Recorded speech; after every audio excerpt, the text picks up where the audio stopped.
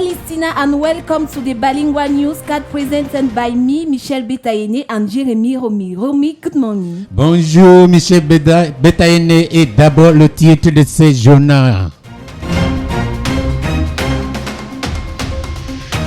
En politique, les 30e assises de la session Afrique de l'organisation interparlementaire se sont ouvertes hier à Yaoundé. Dialogue politique et diplomatie parlementaire sont au cœur des échanges du côté du palais des congrès de Yaoundé.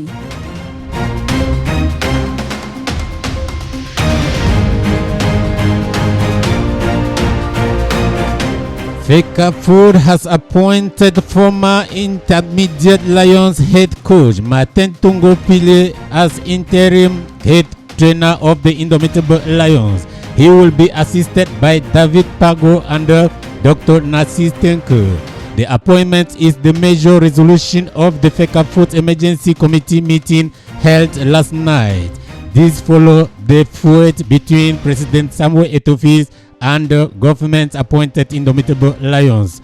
Do not go away. The full newscast will be yours in a moment ahead.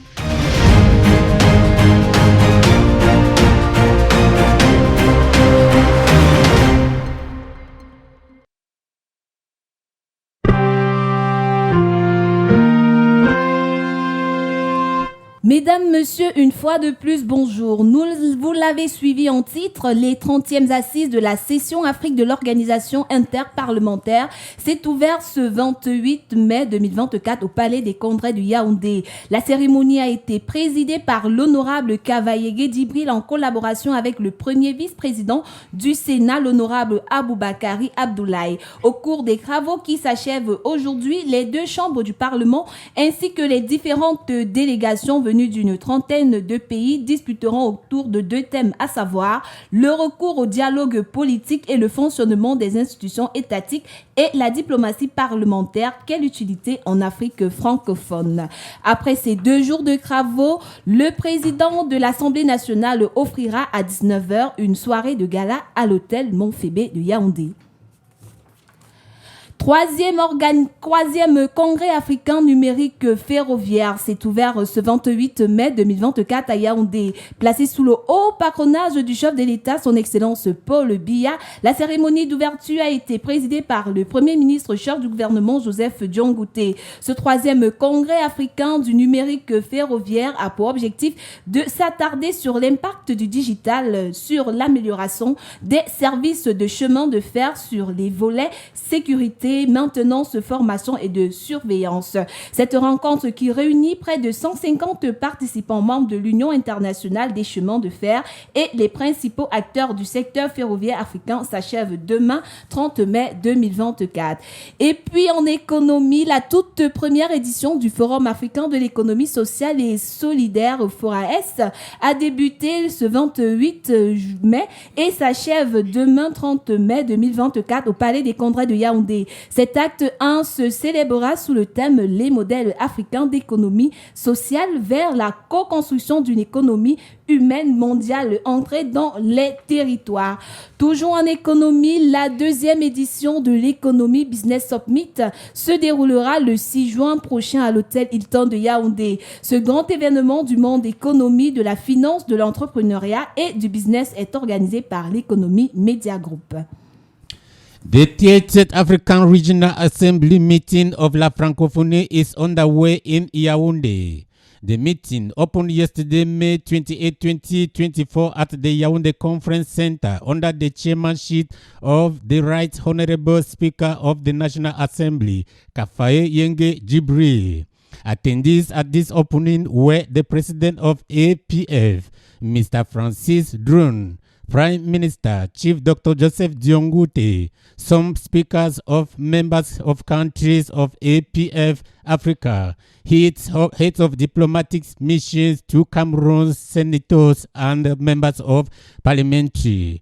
They all took turns to deliver their speeches on the occasions of the conference. Among the lawmakers, the dish at their representation was Francis Drone, who used the opportunity to express his gratitude towards the Cameroon government.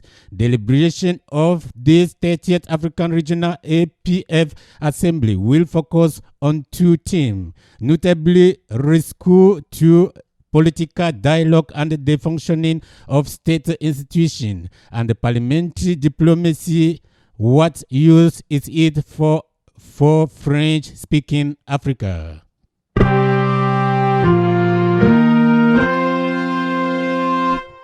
The GCE ordinary and advanced levels examinations have effectively kick-started all over the national territory. Over 197,000 candidates for both ordinary and advanced level began writing the phase of the examination yesterday, May 28, 2024.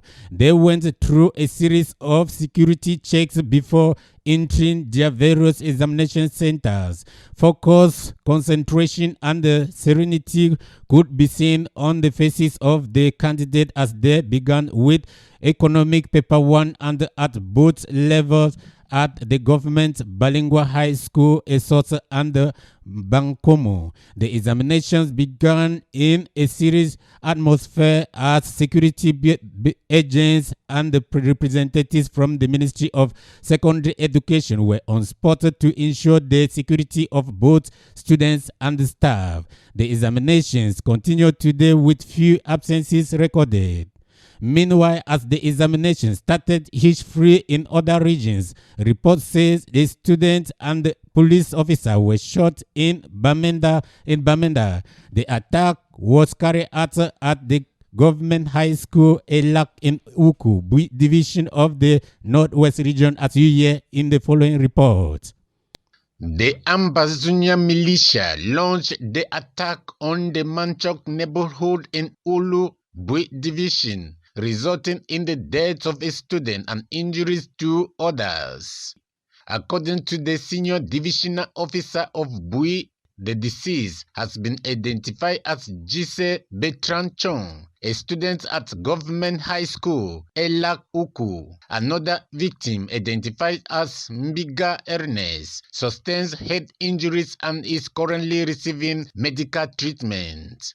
Additionally, Bruno Mvome was kidnapped during the attack, heightening concerns over security in the subdivision. The senior divisional officer assured GCE candidates in Uku that security measures were being strengthened to ensure a safe environment for the upcoming national exams.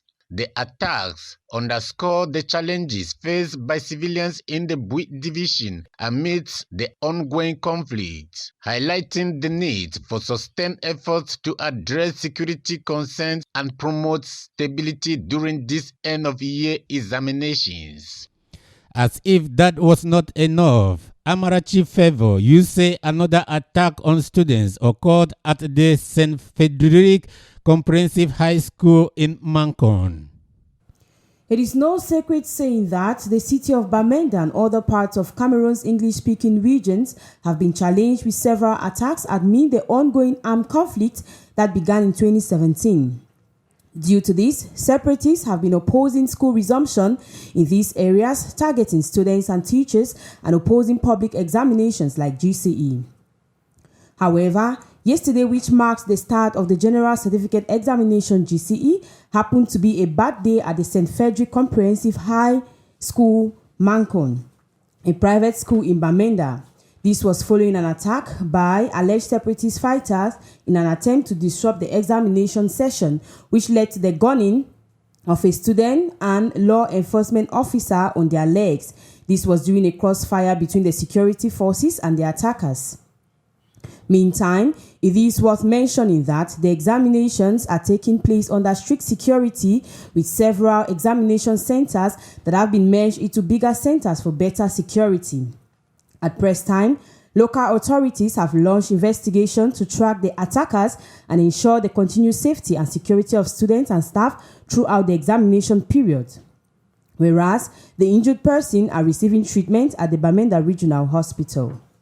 Prompt rétablissement à tous ces enfants qui ont été victimes de cette attaque. Et on poursuit en énergie où le ministre de l'Eau et de l'Énergie, Gaston Elundwe Somba, a procédé à l'installation du nouveau directeur général de la Kikon Bembe Hydro Power Company, KHPC, ce 28 mai 2024 à l'hôtel Montfébé de Yaoundé. Ainsi, Gaston Elundwe Somba a donné à son nouveau collaborateur comme recommandation, je cite, « mettre tout en œuvre pour respecter le calendrier du projet ». Fin de citation. L'objectif est l'aménagement de l'hydroélectrique de Kikok et la production de 500 MW lors de sa mise en service en 2030. Et puis en culture, festival Cacao Café s'ouvre aujourd'hui à l'esplanade de l'hôtel de ville de Yaoundé. Sous le thème Valorisons le cacao café de nos terroirs, cet événement qui célèbre le cacao et le café camerounais a pour objectif de valoriser les précieux produits. 13 pays, des organisations mondiaux de ces deux filières et plusieurs festivaliers sont entendus pour ce grand rendez-vous de saveurs qui s'étend jusqu'au 31 mai 2024. A campaign to fight against high blood pressure is ongoing at the Douala Gynecology, Obstetric and Pediatric Hospital. The set campaign, which began last May 27, is scheduled to run till May 31st. The campaign, organized by the Cardiology and Pneumology Department of the set hospital, are on the occasion of the World Health Blood Pressure by commemorated every May 17 and the World No Smoking Day on May 31st. The aim of the campaign is to help detect and sensitize the population on how to manage high blood pressure as well as stop the intake of tobacco. The general manager of the Gynecology, Obstetric and Pediatric Hospital calls on the massive participation of the people in this campaign. A short break and we pilot you to news out of the country.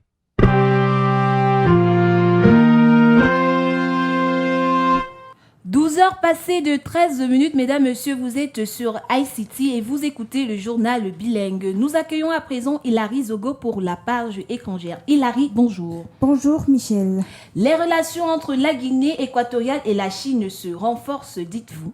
Le président de la République de Guinée équatoriale, Teodoro Obiang Nguema, a été accueilli il y a quelques heures par son homologue chinois à Pékin, Xi Jinping. Cette visite leur a permis de réaffirmer l'entente des deux nations. Au sortir des assises, Michel, les deux chefs d'État ont annoncé l'élévation des liens bilatéraux au rang de partenariat stratégique global de coopération.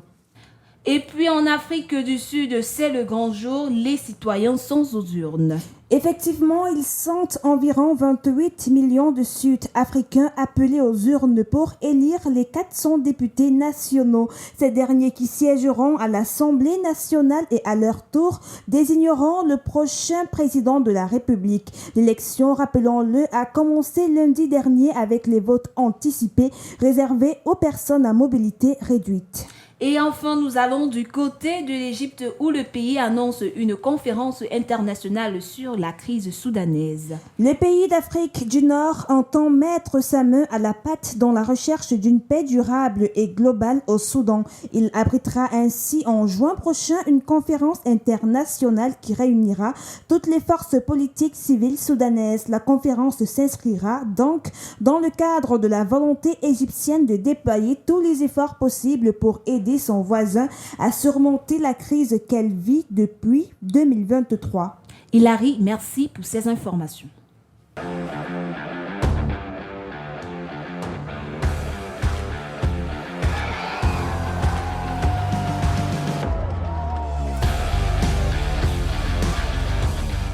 $15 minutes past 12 in the studio of the ICTU radio. We take you into the world of sports.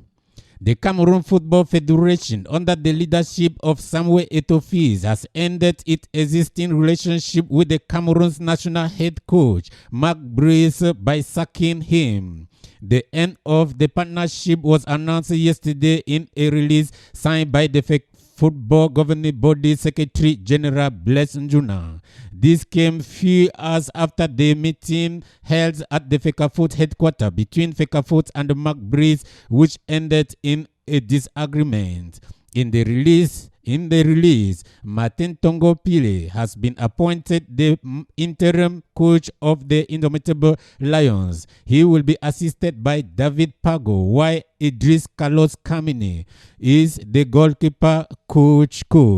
According to the release cited by Fecafoot, the Belgian-born McBreeze has been sacked because he refused to attend the first working session which took place on May 10, 2024. The failure to respect Fecafoot's procedures for publication of players' lists, the refusal to communicate his training programs, and amongst others. The ongoing saga between Fecafoot and the Ministry of Sport and Physical Education is causing great damage to the country's football, and you say this is a typical example of the age that when two elephants are fighting, it is the grass that suffer. Promise Akante. The place of football in the lives of Cameroonians can never be overemphasized. Testimonies are abound of total strangers hugging and discussing profoundly thanks to football.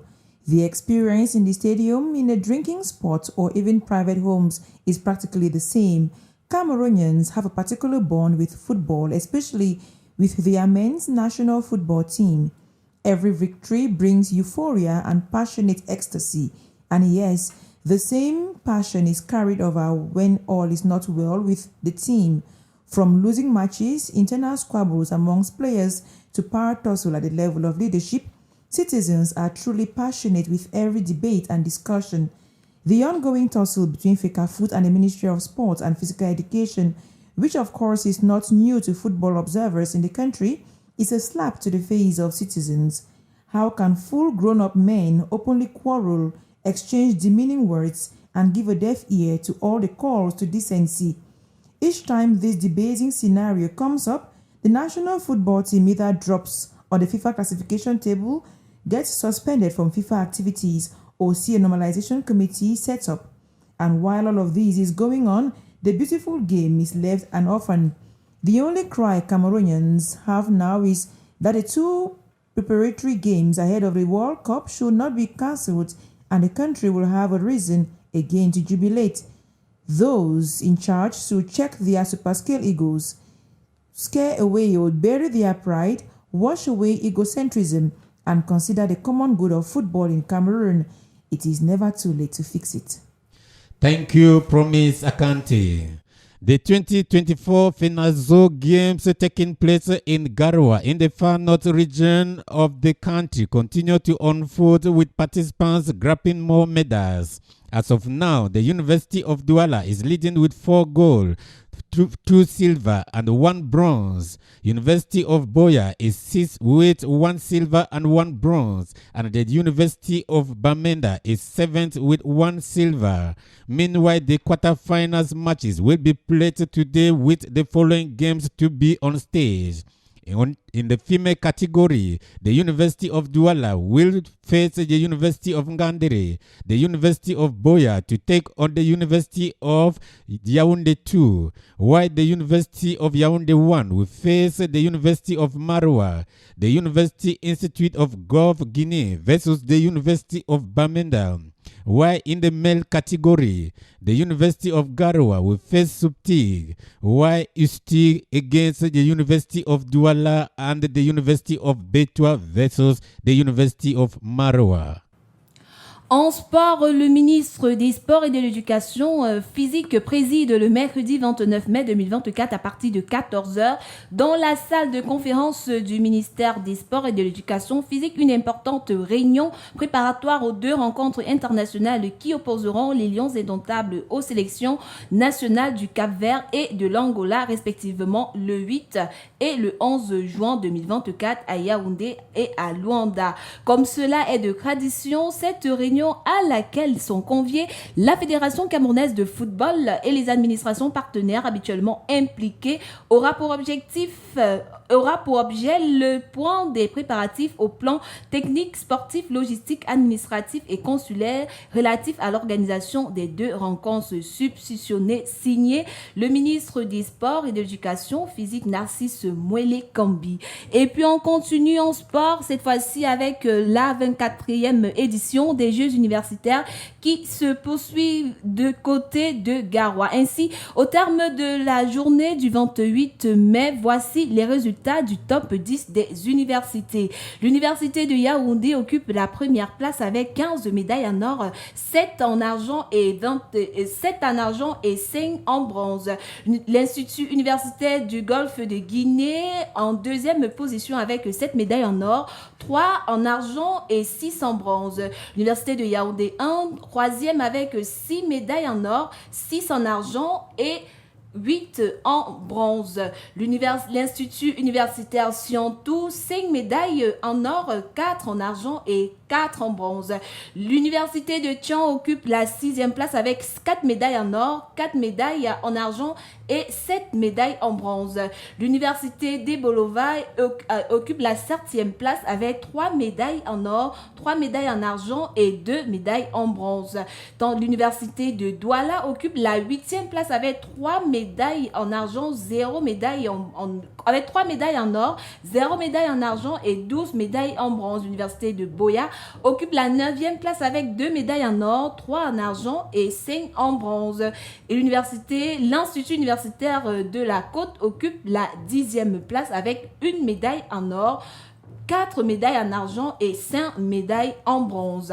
Et nous continuons avec du football où le 8 juin prochain, les Lions indomptables du Cameroun affronteront le Cap-Vert à 14h au stade Amadou Ahidjo. Ce match compte pour la 3e journée des éliminatoires pour la Coupe du Monde 2026. À cet effet, la Fédération camerounaise de football informe tous les médias désireux de couvrir cet événement sportif d'envoyer leur demande d'accréditation à l'adresse présente sur le site internet de la FECAFOOT au plus tard le vendredi 31 mai 2024 à 12h.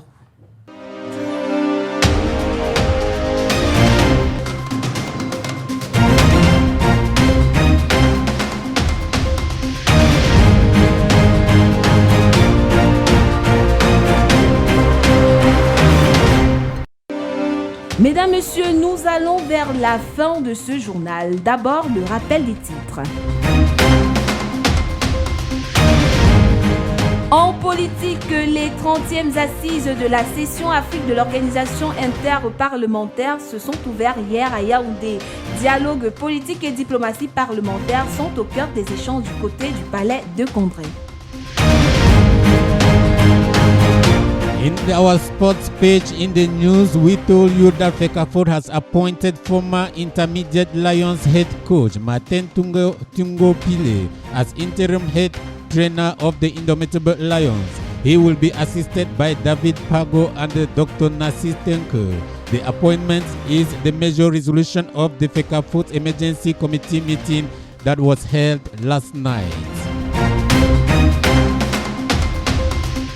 Ont participé à la production de ce journal Hilary Zogo, Amarachi Flavor, Promise à Kanté. La mise en onde était assurée par Louisa Kinoy, la présentation assurée par Michel Betaïné et Jérémy Romy. Jérémy, good day. Good day, Michel Betaïné, and hoping to see you again tomorrow for another midday bilingual newscast. Till then, bye-bye to all our listeners.